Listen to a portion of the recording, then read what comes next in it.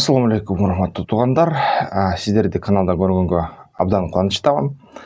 Кайра жаңы бир согуш ысык чекит пайда болду дүйнө картасында. Ал ысык чекит муртадан бери эле түтүп жаткан. Бул деген Таиланд менен Камбоджа же бир кездерде Кампучия деп аталган ошо эки мамлекет бири-бирине аскердик соккуларды жасады. Өтө кызуу убакысы. Бул 24-теке болду 25-жылдын. Анан ошол Таиланд менен Камбоджа ортосунда мурун согуш болгон. Ал согуштун эсебинен чек арада көп миналар жайылган. Ошол миналардан кезден кезге аскерлер, чек арачылар жарылып жатат да. Анан ошону Таиланд күнөө кылып, силер жаңы миналарды уюштурдуңар деп Камбоджага айтса, Камбоджа жок, бул эски миналар деп айтып баштады да. Ошонун аркасынан, мисалы үчүн эгерде карасак, 25-жылдын ичиндеги кагылыштарды карасак, 28 бугу айында Зумруд 3 бурчтук деп коет ошондой жерлерде. Таиланд, Камбоджа жана Лаос 3 мамлекеттин чек аралары бекитилет. Ошол жер көп жер эмгичекти бөлүштүрүлө элек, анткени бир кездерде Камбоджа, Лаос жана Вьетнам Франция басып алган болчу, колония кылып алган болчу. Ал колония кылгандан кийин Франция чыгып кетип атканда Вьетнамга утулуп ошол жерде чек араларын өзүлөрү чийгенде Камбоджага бекитип койгон. Кээ бир жерлерде, ал жерлерде Таиланд болсо, жок, бул биздин жерлерибиз дайыма болчу деп басым жасап атат. Анан ошол жерлер талаш болуп калды да. Анан 23 ушул текеде 2025 ошо минадан аскер жарылгандан кийин 5 дагы ошо Таиланддын аскери жардыр болгондон кийин Таиланд өзүнүн элчисин Пномпенден ошо Камбоджанын Борбор каласынан чакырды кайра үйгө. Жана бүт чек ара ортосундагы өтмөктөрдү бекитти да, чек ара КППларды жапты. Анан 24-текеде ошо кече күнү атышуулар болуп кетти. Храм бар экен ал жерде, Та Муен Том деген, ошону Таиланд биздики деп атат. Камбоджа болсо, жок, бул биздики деп Франция чип кеткендей, чек араны ошо Франциядагы өзү ошо храмды, ошо чиркөө деп кое жаганда, алар буддисттер да, кандай деп айтсак болот. Ошол ыйык жерин, ыйык үйүн алар ошо Франция бизге бекитип берген деп Камбоджа эмгичекте туруп атат да. Анан бир маалда эле атышуулар болуп кетти. Бир маалда ошо Таиланддын ичиндеги 11 киши, 12 киши каза болуп кетти. Ошо реактивдик артиллерияны колдонгон менен, грант сыяктуу. Анан Таиланд ошондо, негизи Таиланд бүгүнкү күнү расмий түрдө АКШнын өнүктөшү. F-16 кыргыч учактарды жиберди. Кыргыч учактар бомбаларды алып келип туруп, камбоджалык ошо аскерлер турган жерлерге атууларды кылды авиация менен. 2 дронду Камбоджа көтөрдү, ошо чек арадан дрондор чалгындоо кылып турду. Камбоджа Таиландка күнөө чыгарды да. Таиланд өтө чоң аша чегип кеткен мындай күч колдонду деп. Аша чап кеткен күч колдонду деп. Бирок ошо Таиландга карайтат, силер биздин 11-12 адамыбызды өлтүрдүңөр дейт. Ошон үчүн биз деген коргонгонго аракет кылдык дейт. Анан 24 ашык жарадар болду ошол күнү. Камбоджа өзүнүн канча киши өлгөнүн, канча киши жарадар болгонун айтпай койду да эмгичекте. Анан негизи бул деген маселе 1907-жылдан бери созулуп келатат Франция эсебинен. Ошо Таиланд Франция чийген бүт карталарды жокко чыгаралы деп атат. Анткени бизде өзүбүздүн мындай чек араларыбыз бар болчу мурунку. Таиланд мурунтан бери королдук болуп келген, хандык болуп келген. Прех Вихер деген эл аралык соту, буунуку, Бириккен Улуттар уюмунуку. Ал деген ошо 1967-жылы ошол Вихер деген ыйык жерде, ыйык үйдү Камбоджаныкы деп чечим чыгарган. Бирок Таиланд силерге сотто франциячылдар иштейт экен деп ага ишенбей койгон, ага макулдугун бербей койгон.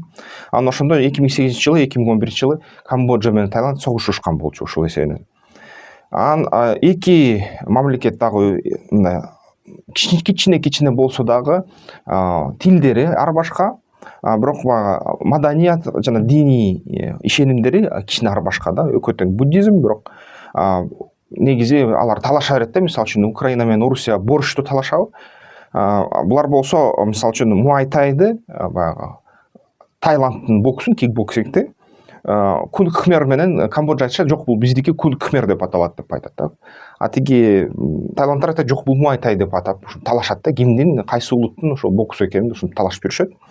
Анан сырткардагы Кудайдын бетин аргылсаң кыргыз менен казак баягы 5 бармак талашкандай болуп атат да. Анан Ангкор Ват деген килейген шаар бар. Ал шаар ошо 15-кылымдарда курулган. Кхмерлер менен аябай кооз шаар. Ошол жерде баягы кинону көрсөңөр, Лара Крофт деген экинчиси ошол жерде чуркап жүрөт да. Мындай храм да, мындай айтканда. Килейген ошо эмгичекте маданий мындай баалуулугу жогору да. Ошону дагы талашып жатышат. Таиландтар айтышат, биздин элдерибиз курган дейт ал храмды. Камбоджа айтат, жок, бул кхмерлер курган дейт да. Биздин баягы өзүбүздүн жергиликтүү элдер курган дейт. Дагы бир ошо саясий чыңалуулар болуп кеткен себеби Таиландда премьер-министр Петтагар Шинаватра деген аял премьер-министр болгон. Аны биринчи текеде 25-жылы жумуштан алып салышкан Таиландда король.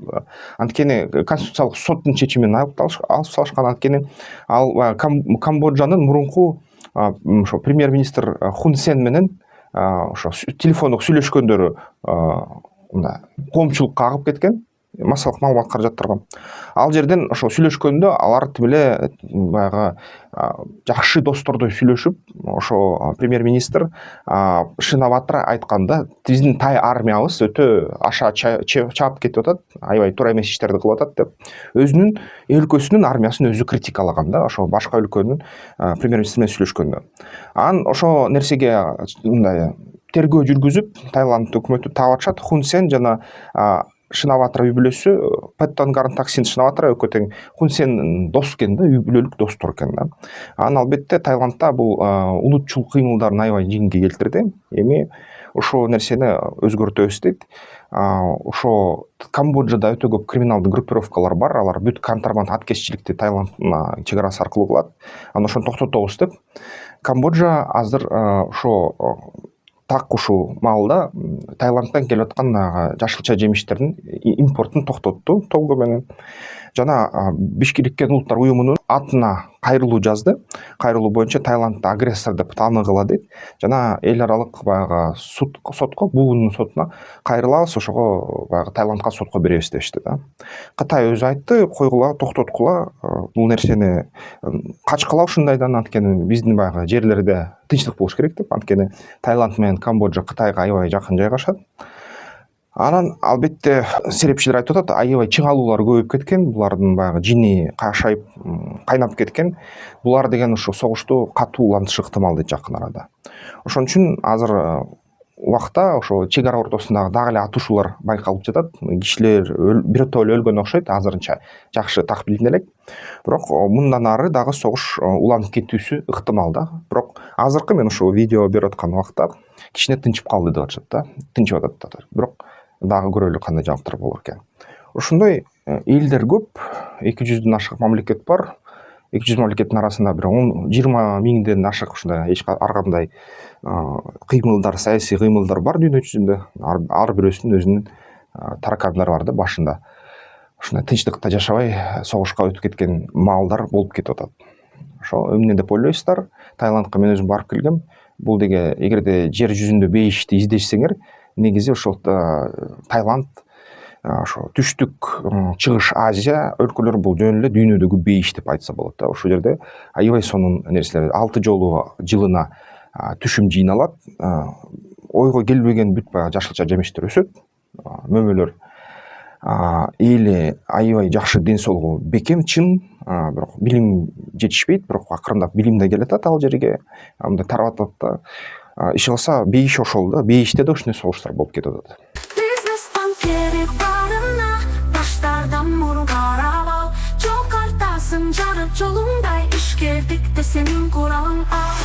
Бизнестан керек барына, таштардан мурун карап ал. Жол картасын жарып жолуңдай, ишкердикте сенин куралың ал.